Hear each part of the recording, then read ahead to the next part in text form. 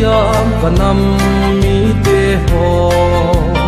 nang le ki pan khom lo zia le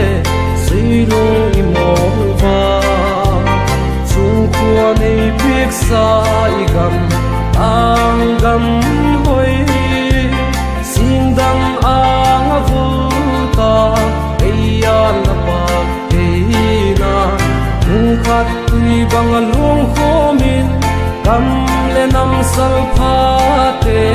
ma bang ka pan ta lung khat pe pu sun khomin nom le hak kun chek lo vi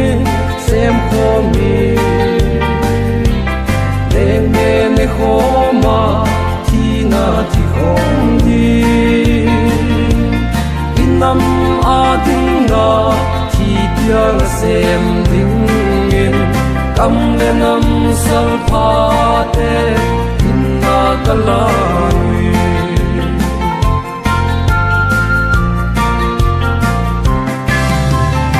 epina za to na aki sui khomin tumat na legin na te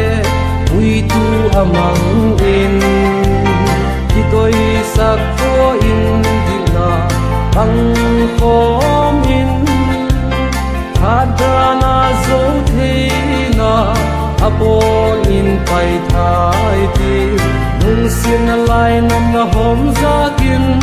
ul zong tin lung bual in ma bang pan tai ti lung khat pe pu sun khomin lob le hak kun chek lo vi sem khomin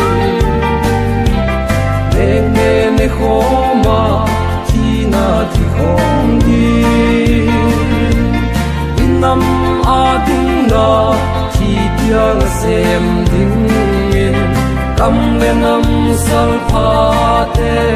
inna kalani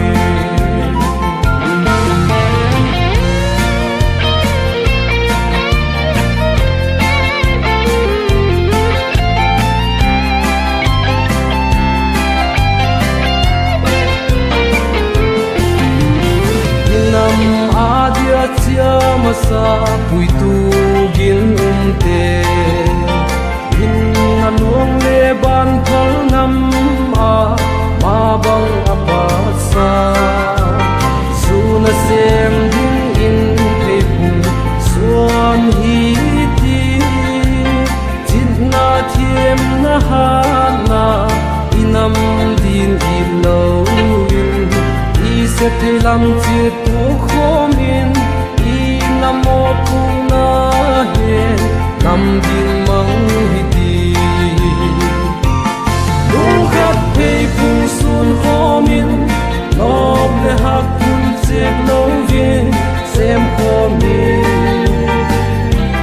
leng ne ne khoma